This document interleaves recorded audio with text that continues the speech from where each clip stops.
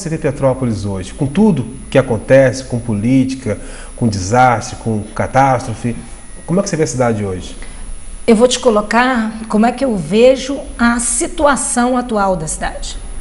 E o que você visualiza para frente? Assim, queria ver a tua opinião, como você vê, como você enxerga essa complexidade que é a cidade hoje, mas o que daqui a 10, 5 anos você pode encontrar lá na frente? Assim, queria essa visão mais... Certo. Na minha visão, Ronaldo, Petrópolis está passando por um momento que é ruim a gente colocar esse momento como de catástrofe, né? Como uma oportunidade. Mas o que acontece, na minha opinião, muito pessoal, tá? É que Petrópolis, ela sofreu com os problemas que nós tivemos com as chuvas, de uma maneira muito pontual, numa localização muito específica, e ela tem a oportunidade, por questões não só de disponibilização de recursos, mas de vontade política e de interesse, de apoio, de amor até, que as pessoas têm por essa cidade, ela tem uma oportunidade nesse momento de alavancar, de criar novas asas para projetos que são, como é que eu vou dizer, são bens essenciais também, não, né? São bens, são ativos de Petrópolis por natureza. Nós temos uma cidade que pode explorar muito ainda o turismo. Que com esta oportunidade que nós estamos tendo nesse momento, nós podemos revigorar o turismo de Petrópolis. Na verdade, assim, eu acho que pouco explora. Essa campanha pode revigorar o turismo de Petrópolis. O turismo, na verdade, ele não é visto como essencial para a cidade. Assim. Nós podemos fazer isso. Nós podemos revigorar o turismo de Petrópolis. Petrópolis tem muitos bens para a revigoração do turismo. E tem projetos que precisam ser fomentados. Nós temos agora uma oportunidade de fomentá-los, com muito mais recursos. Nós temos a oportunidade de usar a vertente da tecnologia para devolver a autoestima para o morador de Petrópolis, para devolver a visibilidade para a cidade de Petrópolis. E para fazer dessa oportunidade, o que acontece? Quando você, sendo muito prático com você, quando você chega no Ministério de Ciência e Tecnologia hoje, quando você chega no governo federal hoje ou no governo estadual hoje e diz o seguinte, nós temos uma oportunidade de trazer 300 empregos novos para Petrópolis, de trazer 400 empregos novos para Petrópolis, de fazer a formação dessas pessoas que ficaram desabrigadas, de meninos, adolescentes, jovens, de 15 a 18 anos, de mudar a realidade deles para melhor. Em um ano, qualificar esses jovens na área tecnológica e ao trazer essas empresas, empregar esses jovens em um ano, essas famílias vão ter uma renda de 2, 3 mil reais só com esses jovens. Você muda. Aí muda a realidade. A realidade dessas pessoas, entende? E talvez assim, é uma realidade que ele não tinha antes, pode ter. Que pode virar outra nesse momento. Esse momento, assim, você transforma esse momento numa verdadeira oportunidade. É isso. Para as pessoas. É isso. Para toda a cidade, entendeu? Na verdade. Porque você, ao usar bem esse recurso, e aí eu acho que vem um ponto importante do seu programa. Quem vai usar bem esse recurso? Como é que a população, como é que a comunidade pode ajudar na boa utilização dos recursos e dos apoios que nós estamos tendo? Como é que instituições que estão hoje abraçando essa causa da recuperação da região serrana, como é o caso da Firjan, que está aqui com mais de 100 profissionais envolvidos na recuperação da cidade de Petrópolis, não só da cidade de Petrópolis, da cidade de Petrópolis, Nova Friburgo, Teresópolis. Como é que essas instituições devem receber o apoio da comunidade para elas fazerem a gestão desse recurso em parceria com as prefeituras? E aí, também, acho que uma outra questão é que não é questão de querer achar culpados. É óbvio que não. Está mais do que óbvio, Ronaldo. É uma questão de Desculpa, mas está muito claro. Se você vê as imagens do Vale do Cuiabá, vamos pegar especificamente o Vale do Cuiabá. Foram feitas imagens agora do Vale do Cuiabá, de um helicóptero com uma câmera 360 graus. Eu voei com a FAB lá e eu vi pois é. Que inclusive não há como você dizer que aquilo ali é irresponsabilidade política. Há sim ocupação irregular em Petrópolis? Há. é descarado, é chato, eu fico constrangida quando eu passo, e são caminhos comuns. Entra na Mosela. É no caminho do Retiro. Entra na Mosela. Quando você passa ali e vê aquela quantidade de negócios sendo instalados na beirada do rio, não são casas de pessoas que montaram um casebre, são negócios sendo instalados na beirada do rio, você olha para aquilo e fala, que irresponsabilidade política. Não são 30 metros? Não são 50 metros? Caramba, cadê os 50 metros? Você fala, óbvio, você pensa nisso. Mas no caso do Vale do Cuiabá, especificamente, quando você sobrevoa e você vê a quantidade de encosta que caiu, de mata virgem natural que desceu, e não tinha construção irregular ali em cima, e desceu junto com o rio, você vê que aquilo ali foi uma catástrofe natural. E que nós temos que entender como uma catástrofe que corroborou, claro, assim, climática. Esse contexto de ocupação desordenada, o desmatamento, enfim, corroborou para que isso aumentasse o tamanho de pessoas isso. que foram fragilizadas por conta dessa catástrofe. A tal história lá do LNCC, que tinha uma estação de meteorológica que estava em teste, aquela história toda que saiu na mídia. Se não implantaram, não ia resolver a situação dessa tragédia. Não ia resolver de forma nenhuma. Poderia prever, né, assim. Então, eu acho... Poderia ter acontecido, é como aconteceu na Austrália, as pessoas terem sido avisadas e terem se retirado daquele local. Nós não teríamos tantos mortos, muito provavelmente, não estou... Muito provavelmente. Falar é fácil, falar depois que acontece é fácil. É muito fácil. Mas quando a gente pensa em sistemas de previsão de catástrofes, é nisso que nós estamos pensando. Nós estamos pensando na retirada das pessoas, estamos pensando em poupar vidas. Mas aí não em fazer com que a catástrofe não aconteça.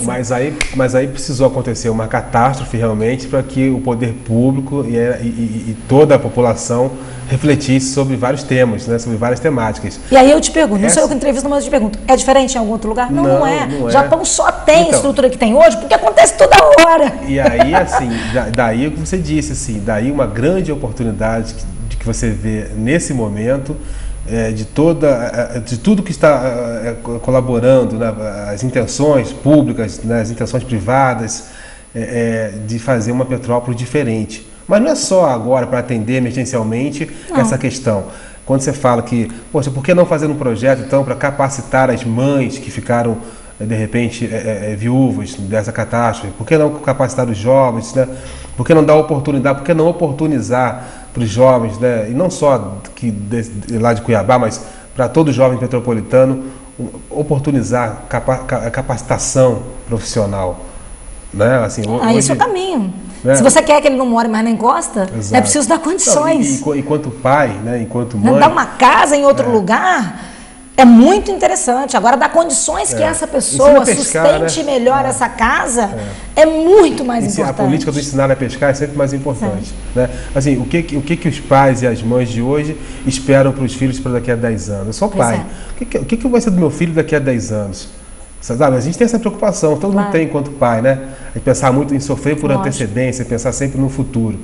Mas eu acho que o planejamento é o caminho, né? Assim, não tenho dúvida. O planejamento, traçar metas. E a gente vai olhando para exemplos, né? Porque eu acho que é importante a gente olhar para os exemplos, a gente tem que aprender com os exemplos. Quando a gente olha para a situação da Coreia, quando a gente olha para a situação de Singapura, quando a gente olha para a situação de países que cresceram muito, que evoluíram muito em 20 anos, em 15 anos, mudaram toda a situação econômica do país. Como foi feito? Educação. Certo. Educação. É muito engraçado, porque as cédulas de dinheiro da Coreia, de Singapura, cédula de dinheiro, uma delas, que é a mais corrente, é educação. A outra é esporte. A outra é cultura. Então, eles estamparam nas cédulas quais são os preceitos, os compromissos mesmo. Os compromissos do governo, os preceitos do desenvolvimento. Exato. E eu acho que a gente tem que olhar para isso nesse momento. O que a gente precisa fortalecer como base para ter uma situação melhor para Petrópolis a partir disso que aconteceu. Certo. Ana, o que a gente não falou assim do movimento Petrópolis, Tecnópolis, que você gostaria de falar? Porque às vezes a gente pergunta muita coisa e não pergunta nada. Então, assim, o que você gostaria de falar mais do Petrópolis, Tecnópolis, de novidades que para esse ano de 2011, de projetos, de parcerias novas? Mais do que isso, mais do que quais são os projetos, quais são as parcerias, Ronaldo, eu queria aproveitar o teu público, que eu acho que é a comunidade petropolitana, para dizer o seguinte: Petrópolis Tecnópolis é da comunidade. O Petrópolis Tecnópolis é de cada telespectador que está assistindo o seu programa hoje. Sabe o que eu ouvia dizer muito, Ana? Assim, é até bom você estar aqui hoje, porque eu posso te falar isso. Que o movimento só ofertava emprego para quem já era capacitado e vinha de fora. Então, assim, o cara que vinha do Rio, vinha de São Paulo, vinha de Curitiba, já tinha uma estrutura montada, familiar montada, e aí, Petropolitano não tinha emprego na cidade porque vinha gente de fora se instalar em Petrópolis. Assim, como é que é mudar essa visão, né? Assim, ofertando realmente... Sabe que eu fico louca, né, Ronaldo? Porque eu sou formada aqui, em Petrópolis. Sonhei a minha vida inteira em morar em Petrópolis. Quando eu resolvi ter um filho, eu falei, eu quero, porque quero morar em Petrópolis. E vim, sem ter emprego na época, aqui. E o meu marido falava, meu Deus, eu estou perdido, porque você não vai arrumar emprego em Petrópolis. E eu trabalho há 9 anos em Petrópolis com tecnologia. Eu acho que Petrópolis passou a dar para alguns essa oportunidade. Alguns que não tinham essa oportunidade, como eu não tinha, há 20 anos atrás, porque eu tive que sair daqui quando eu me formei, porque eu não tinha emprego aqui. Então, o que a gente tem que olhar é fato.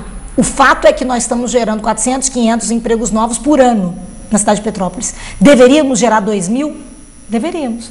Poderíamos gerar 5.000? Poderíamos. Mas isto vai depender de quanto as instituições que fazem o movimento trabalharem para isso. Então, deixa eu te perguntar. Não sou eu que crio emprego. Como que o petropolitano, então, pode se aproximar mais do movimento Petrópolis Tecnópolis e onde que ele encontra todas essas informações? No site do movimento Petrópolis Tecnópolis, nós temos todas as informações de quais são os cursos disponíveis na cidade de Petrópolis, onde esses cursos estão acontecendo, se são pagos, se são gratuitos. Nós temos informações sobre as vagas que as empresas estão oferecendo. Se eu conferir lá... Nós temos informações sobre projetos, como, por exemplo, o projeto PC Vida, que está acontecendo na cidade de Petrópolis, projetos de inclusão digital, como os projetos das comunidades com tecnologia que estão sendo feitas pela prefeitura. Nós temos 2, 3 pessoas disponíveis para atender o telefone, para informar a população do que nós estamos fazendo no movimento Petrópolis Tecnópolis. Então, assim, o que eu gostaria de transmitir assim, é procure saber. E o site? Qual é o site do Petrópolis? O site é o www.petropolis-tecnopolis.com.br. Petrópolis-tecnopolis.com.br. E como, assim, a gente está quase terminando o programa, como popularizar toda essa tecnologia? Ou seja, como que toda essa informação e essa capacitação pode chegar mais rápido para o morador, né, comum, né, vamos dizer assim, entre aspas, da cidade? O que acontece? Hoje, um dos grandes benefícios que o cidadão tem e que ele não reputa ao movimento Petrópolis Tecnópolis, ele não diz que foi trazido pelo movimento Petrópolis Tecnópolis, por exemplo, são os sistemas de GovAR. Hoje o cidadão petropolitano ele tem uma série de benefícios quando ele lida com a prefeitura, porque a prefeitura tem um dos melhores sites do estado com o maior número de serviços. Premiado, inclusive. Por quê? A pergunta é por quê? Porque há 4 anos atrás, há 3 anos atrás, o movimento Petrópolis Tecnópolis aproximou as empresas da prefeitura. A prefeitura passou a permutar serviço com as empresas de tecnologia e passou a receber em troca esses aplicativos. E a estrutura que hoje está montada dentro da prefeitura, com 30 profissionais que são das empresas do movimento Petrópolis Tecnópolis trabalhando para a prefeitura. Então, eu acho isso tão interessante, porque é um benefício indireto, que o cidadão não vê, mas que se não tivesse Petrópolis Tecnópolis aqui, muito provavelmente a prefeitura não teria esse serviço, porque não tem uma estrutura para contratar esse serviço. É o trabalho de alicerce que eu te falei no início. Que exatamente. Ele não tem visibilidade, não aparece. Mas a gente faz com muito prazer, com muito gosto, porque a gente sabe que quem entende, escuta isso, fala, eu quero que você venha aqui no Rio de Janeiro, lá em São Paulo, apresentar o case de vocês, legal. Porque isso é legal. Eu tenho muito orgulho assim, da gente fazer um trabalho, sabe, Ronaldo, que quando a gente apresenta e quando as pessoas têm a oportunidade de conhecer, as pessoas falam, poxa, legal, eu não sabia. Legal. E é legal. Olha só, alguma agenda, algum informativo, algum evento mais próximo que você queira estar divulgando? FTP 2011, Já? Festival de Tecnologia de Petrópolis Opa. 2011. Se Deus